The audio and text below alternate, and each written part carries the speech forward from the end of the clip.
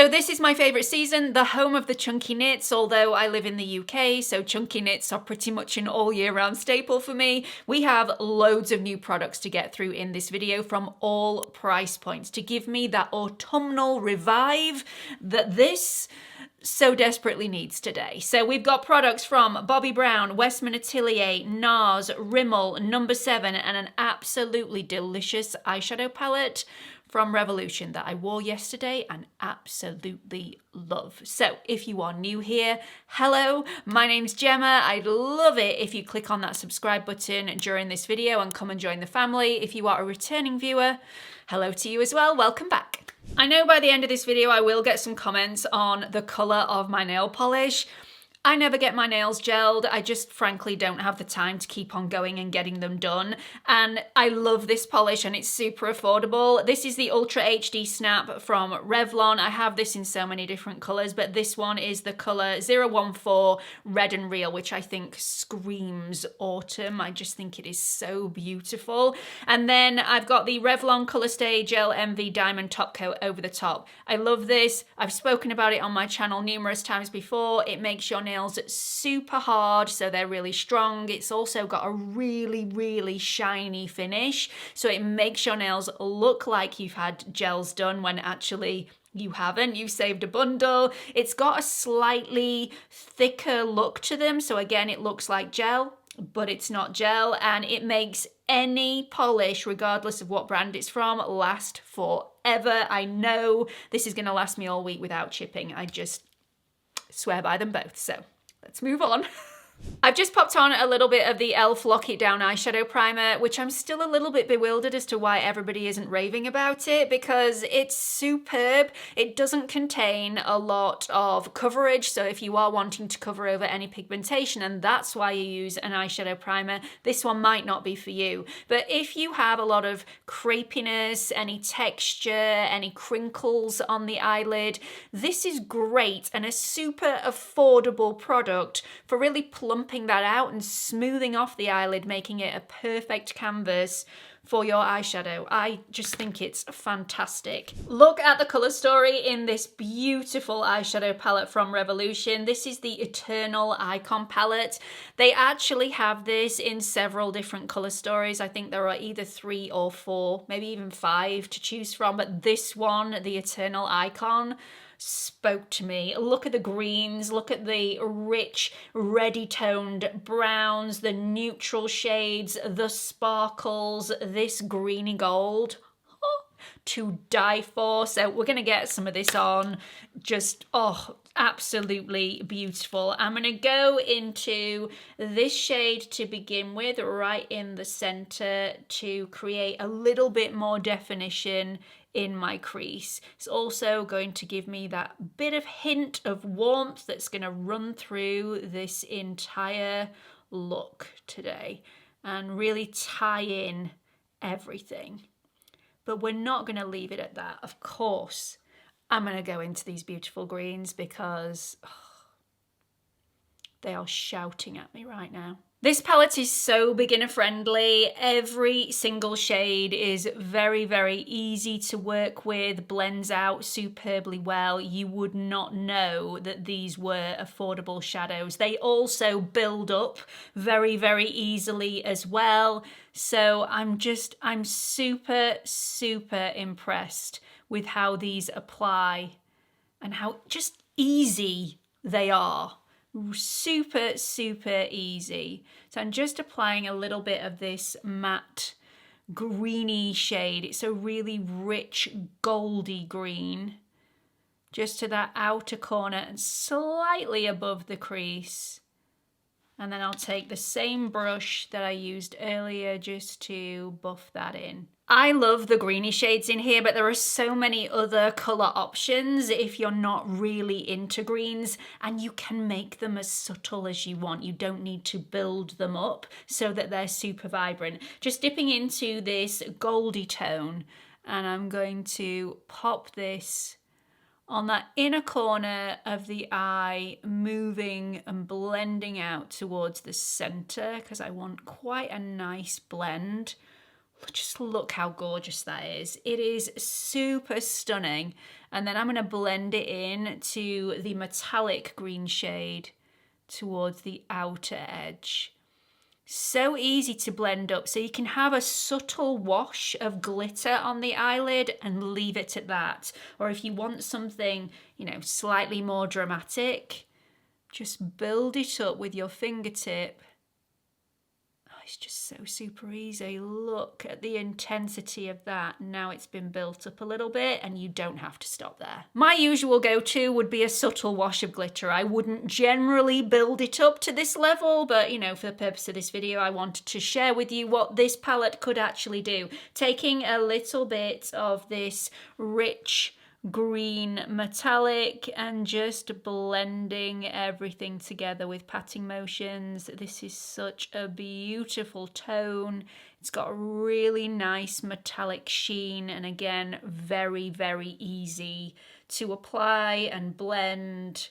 I have nothing negative to say when it comes to this palette. It is just beautiful. And if I'd paid 40, 50 pounds for this palette, if it had the name Anastasia Beverly Hills slapped on it, I wouldn't have quibbled. I've just added a touch of that rich deep brown matte shadow as a liner. I think it's worked incredibly well. I will go back into this palette a little bit later on when I've done my base. Let's move on to foundation. This is the new Bobbi Brown Weightless Skin Foundation. I have the shade Neutral Sand, which is N030. So it does say to pop this on the back of the hand and then really work it into the skin with a foundation brush in buffing motions. I'm never really a big fan of that because I do have dry skin and I don't want to aggravate it at all and then ruffle up all my dry flaky patches. But we're going to see how this applies. I was colour matched for this in store, so I'm hoping it's going to be correct. There is definitely some coverage going on with this foundation, but it's feeling very lightweight at the moment. I'm trying to spread it as far as it will go to get as light a coverage as possible out of it so that it doesn't go cakey or anything throughout the day. It does have a scent to this, which is quite strong, but I really like it. It's got the same scent as the Bobbi Brown Oil Cleanser, which I love. So I've just turned my studio lights down a little bit because it was looking a little bit flashbacky in my monitor, a lot lighter than it actually does in real life. So now those are down, this is more true to life, a really good shade match for me. This is definitely not matte.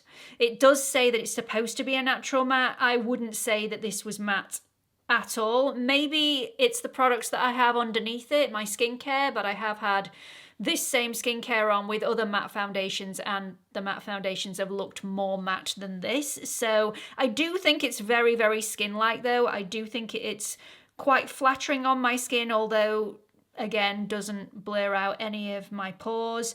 Very, very lightweight though. Very lightweight, very comfortable. We'll see how it wears. I will update you in my future foundation roundup, which is coming imminently. So this is the product that everyone is talking about at the moment, the Westman Atelier Vital Skincare Concealer. I needed to pick this up. I wanted it in my life. This is supposed to be a medium to full coverage concealer that is self-setting, so no need for powder at all. And I have been using this for the last couple of days to put it through its paces. So I already know how this is going to react on my skin. I think let's just talk about the negatives first.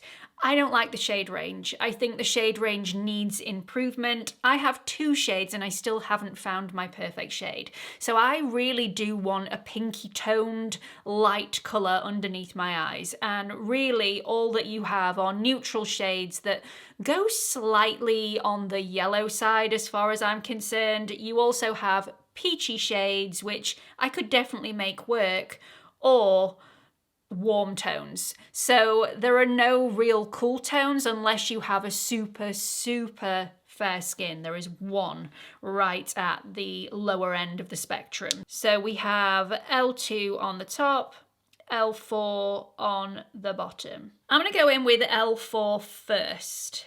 It is more of a colour correcting shade with it having that peachy undertone. Let's see if we can make this work on its own without having to add any of L2 over the top, because I think that would be more helpful for everybody else to see exactly what my colour match is.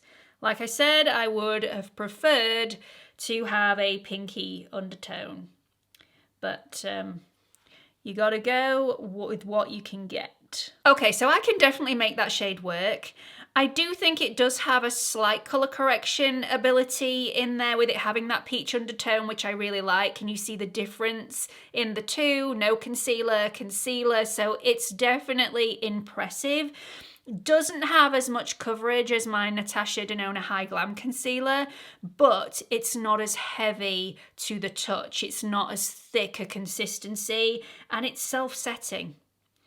It really is truly self-setting. I wore this all day yesterday without powdering it in place. Now, obviously you can still powder it in place if you so wish, and it will wear really very well, but you don't have to if you don't want to. Now, if you do get a little bit of creasing throughout the day, if you haven't powdered it, it's very easy to go in with your finger and smooth everything out. I got a tiny bit of creasing just in this area here yesterday, but like I said, very easy to correct if that does happen. And I think I probably applied a little bit too much. It's a very natural looking concealer without being too heavy, without having too much coverage that it looks unnatural, but having enough coverage that it covers over my dark circles enough. So that's both sides done. I've actually powdered this side in place. I haven't powdered this side. So let's just take a quick look. You'll see here the powdered side where I've used my Charlotte Tilbury Airbrush Flawless Powder looks super, super smooth because it's just taken that tiny hint of sheen away from the surface, and my wrinkles, texture, fine lines look far more blurred on this side than on this side that just has the concealer. By the way, you can spend all the money in the world on a concealer that is supposed to self-set to not crease throughout the day. I guarantee if you are applying this incorrectly, it is going to crease. So I do have a tips and tricks video on how to make sure that your concealer does not crease throughout the day. I will link it up here for you and also at the end of this video. Gonna go back into that green shade and just add a tiny bit to the outer corner. Now we have the concealer underneath my eyes. Do that again on the other side, and I'm also gonna add a tiny bit of extra ready warmth to that outer corner using this lovely rich burgundy. Now I'm gonna take off all the excess because I only want a tiny bit of that, but it's just gonna add a little bit of richness to the look. I just think that is stunning.